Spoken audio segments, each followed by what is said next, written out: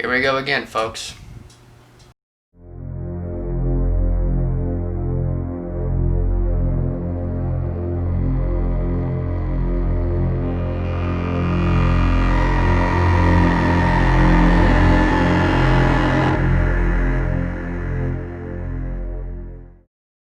Hello everyone, my name is Jesse Heisel.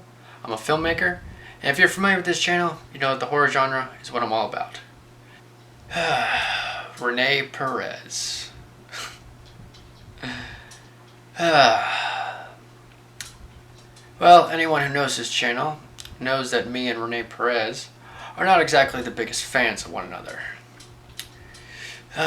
In fact, the first movie review I ever did was on Rene Perez's slasher franchise, I guess you could call it, Playing with Dolls. And I'm aware that he knows about my review because he tried to remove it from YouTube. And I just brought it back, and ever since then, our relationship has been just that. And so here we are now again.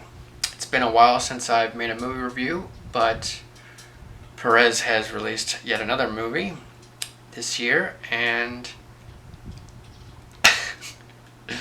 well, I just thought I'd talk about it. So the movie I'll be reviewing today is a movie that came out this year called Cabal. I'm not exactly sure how you pronounce the title, but I don't really care, to be quite honest. If you've seen my other reviews on Rene Perez's films, you know exactly how this is going to go. Basically, I'm going to give you about a minute of what I like, and then the rest of the movie is me critiquing it. So, what did I like about... I'm just going to call it Cabal. What did I like about Cabal? Well, let's see. I like the killer in this movie. I thought he had an interesting mask. The guy who actually played the killer, he was really jacked, which made him look a bit more threatening. So I did enjoy that. I like the blood splatters that go out throughout the film. I'm a big fan of splatter movies, and just a horror movie with a lot of blood is always enjoyable in my book. And like in most Rene Perez films, he does know how to film in some really nice locations.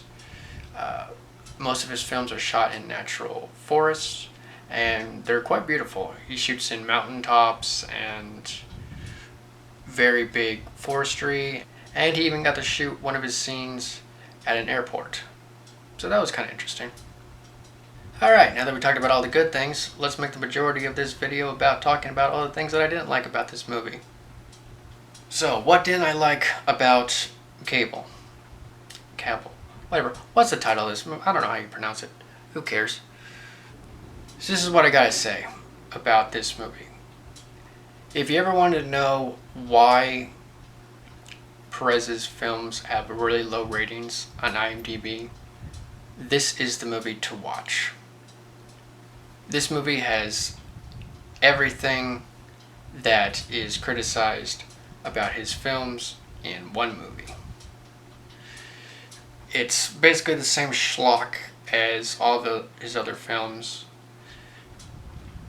The man can't direct a horror movie. He can't direct an action movie. So I don't know why he thought making a horror action movie was going to be a good idea. This just doesn't work. And above all that, this is not even original anymore. This is basically him taking two of his previous movie ideas and combining them into one. He's basically got the killer from the Playing with Dolls franchise, just with a different mask, and he's mixed it with the action star from one of his action movies. I think it was like either Red Dragon or The Punished. Basically take those two movies and he combined them into one, and it just doesn't work. Scenes are dragged out way too long, so you can help it reach a feature-length runtime, which is a common appearance in all of Rene's films. The acting is atrocious.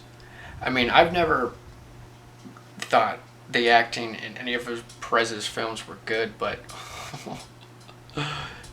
this is top tier in bad acting. This is some of the worst acting I've ever seen in one of Perez's films. The guy playing the doctor is just terrible. He's just monotone the entire time. Doesn't matter if he's having a normal conversation or being chased. It's just the same monotone. It's awful. And even though I complimented the killer's mask, which, by the way, for some reason that mask kind of reminds me of like a cheap ripoff of the Toxic Avenger. I don't know why. If you see this movie, look at that mask and then look at the Toxic Avenger. For some reason, they just look very similar. I know that's not a Toxie Max, but I don't know. It just came to mind when I saw that mask. It was weird. But the guy himself, he was really big and muscular, but he kept doing this thing where he would breathe heavily throughout the entire movie to make himself look even bigger. He was just like, and it wasn't threatening. It just came off as silly, honestly. And I know it was like probably Perez's idea, and doing this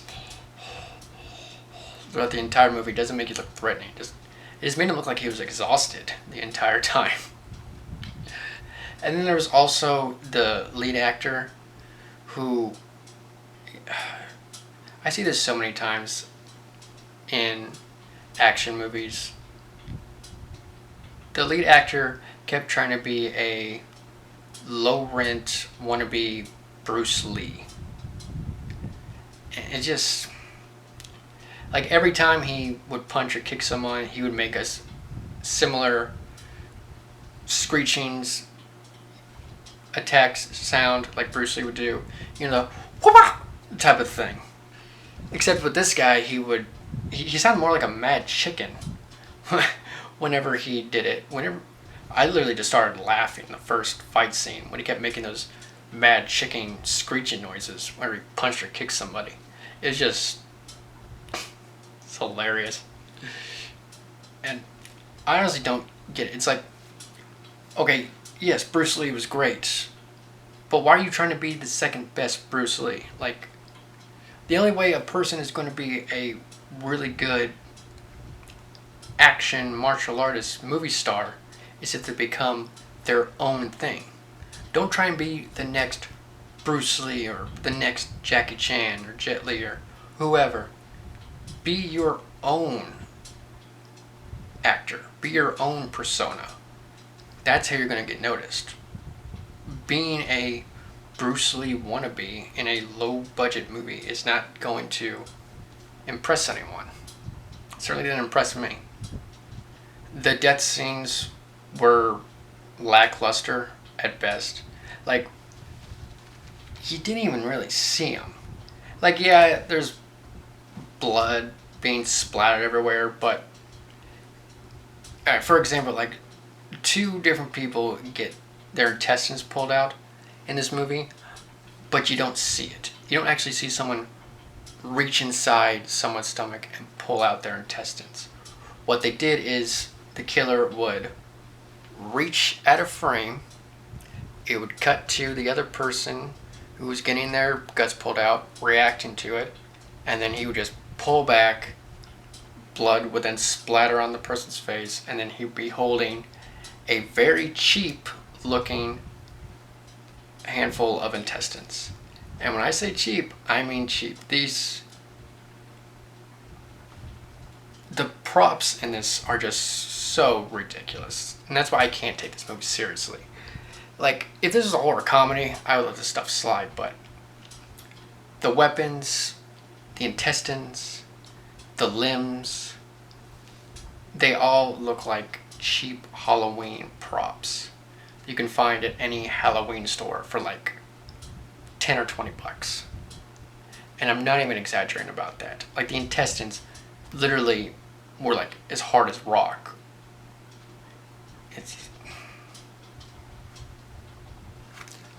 okay. And then also there's this weird thing which I don't know why Rene decided to do this. He added this grindhouse film filter to it throughout the entire movie to make it look like it was shot on actual film, like from the 70s or something. And that made no sense to me because nothing about this movie reminded me of like a 70s grindhouse movie. It wasn't shot like one, it wasn't edited like one. He just added a filter to make it look like there was some bad film grain on it, and then the movie text looked like a movie text from the 70s.